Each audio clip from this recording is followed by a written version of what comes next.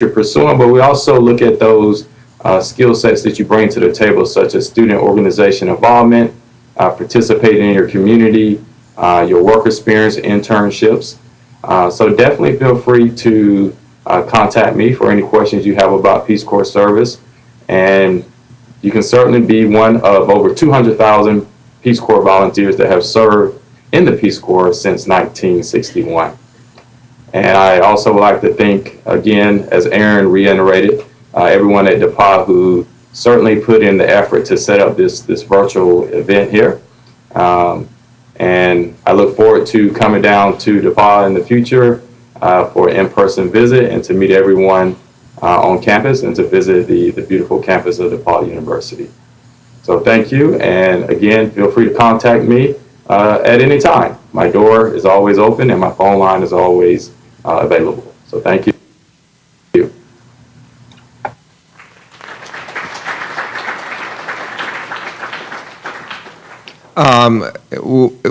Those of you who want to ask questions, why don't you come up here, because otherwise Aaron's not going to be able to hear you.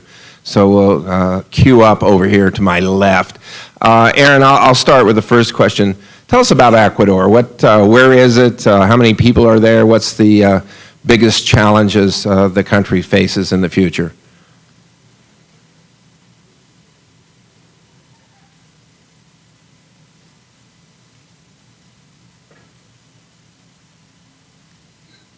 Sure.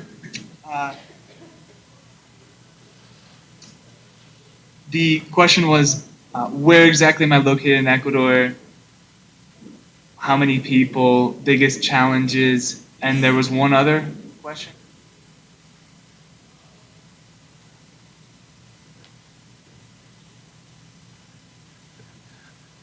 I forgot what it was too. So just run with those. Talk about Ecuador. What makes it special? Why you're there?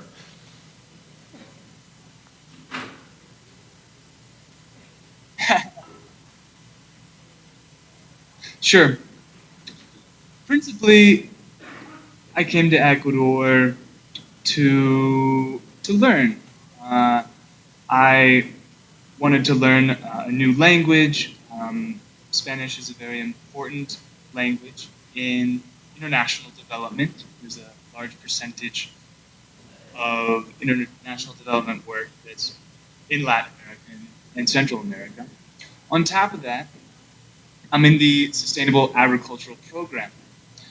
Many of the world's low-income population receive their income from agriculture.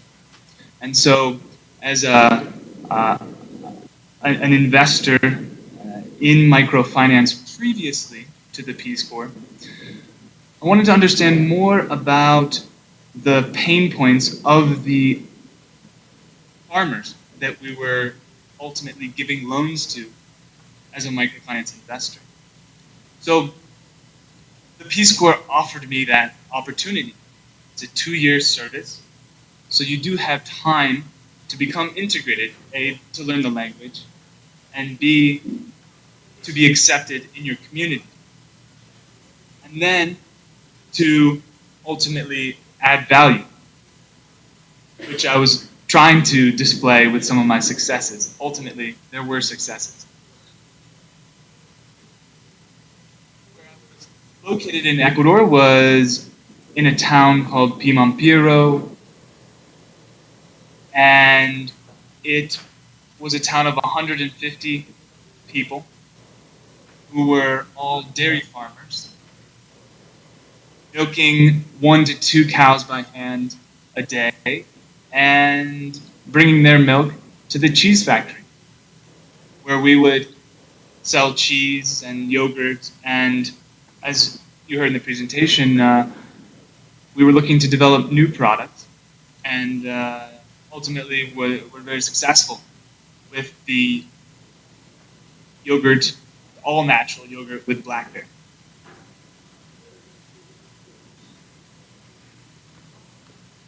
To finish off with some of the difficulties, I think my largest difficulty and the thing that I miss most about the US, I guess you could say, is the access to information. In the US, we have an inundation of information. We're inundated with news sources on our phones, on our television, on the radio, on the TV. When you're in this village, you have to learn how to source information differently. Who can you trust in the village? Who has years of wisdom or who has experience in the topic in order to make smart decisions? So the lack of information was really hard for me to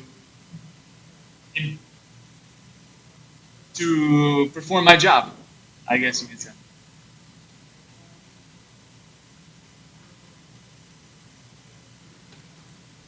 Hi, Aaron. It's Michelle Valinsky. It's really good to hear about your experiences in Ecuador.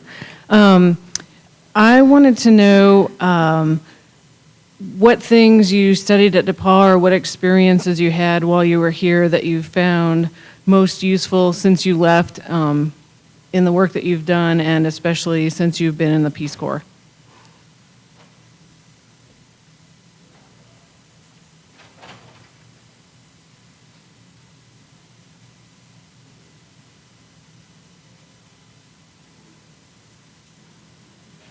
Excellent. Hi, Michelle. It's great to hear from you as always, and I appreciated your help in bringing me here today for this presentation.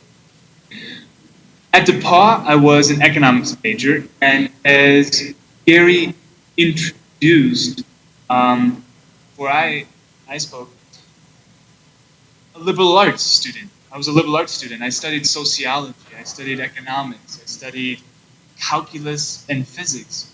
And in the Peace Corps, you have to draw on all of those. You have to draw on your understanding of nutrition, because you'll be asked by mothers what you should give to their children in the first 6 months. Because you're an outside technical consultant, they think you know everything. So you'll be also relying on your understanding of economics. A large part of my value add here, I believe, was my business knowledge, my ability to put together a cost analysis for their cheese, to tell them if they're going in the right direction or if we should stop making a low margin cheese product. I think I can also trace some of my motivations for going into the Peace Corps back to my DePauw experience. I wrote my senior thesis on information asymmetries in lesser developed economies, and how information asymmetries make it hard to make decisions about employment. Should I employ this foreman or this other foreman? Well, there's no resumes. There aren't any LinkedIn addresses that you can check their experiences.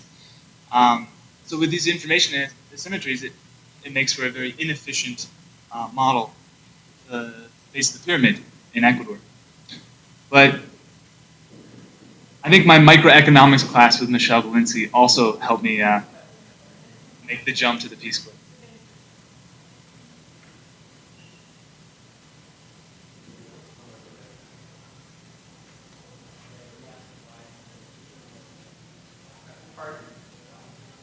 Okay.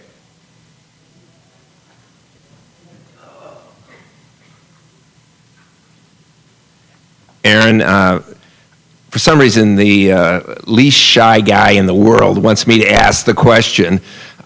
He really wants to be an investment banker, and he wants to know why you made the switch from investment banking to the Peace Corps.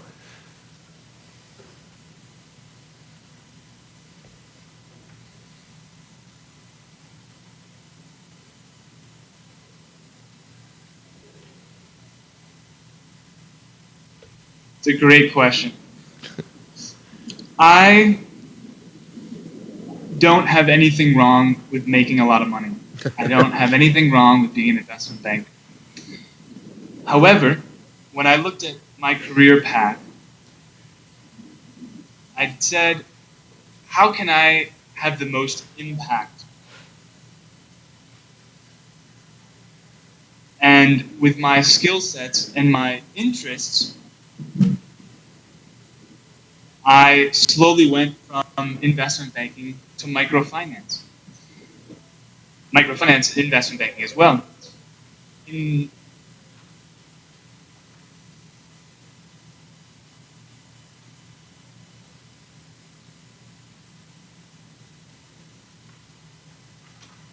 microfinance, I was able to invest, influence over 500,000 small entrepreneurs start their businesses. I would argue that the impact in microfinance is much larger than investing $60 million in my investment banking career. Also, on top of that, going on to the Peace Corps, my impact may be not counted in numbers, but I think in depth. The impact that I was able to have on my community, because I was the only person from America they've ever met in their lives. They were watching every movement that I made. I was playing soccer. They were telling their friends about how I played soccer the next day. I ate a vegetable instead of a potato. They would talk about how I ate a vegetable and didn't eat a potato. My every action, my every move was being studied. And so my impact, maybe not in a broad sense, but in a profound sense, was extremely impactful on these citizens.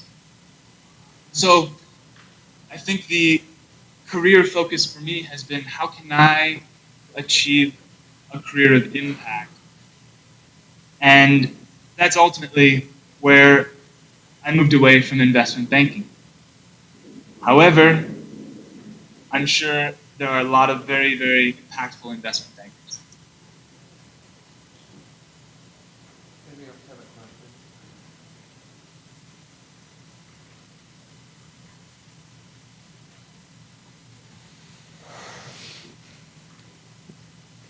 Thank you, Aaron. It's been a real pleasure, and thanks, Clay, for getting us all set up. I'm impressed. I'm old enough to remember when it used to cost a quarter to call across the country and could barely hear someone. So, seeing this technology at work is really something.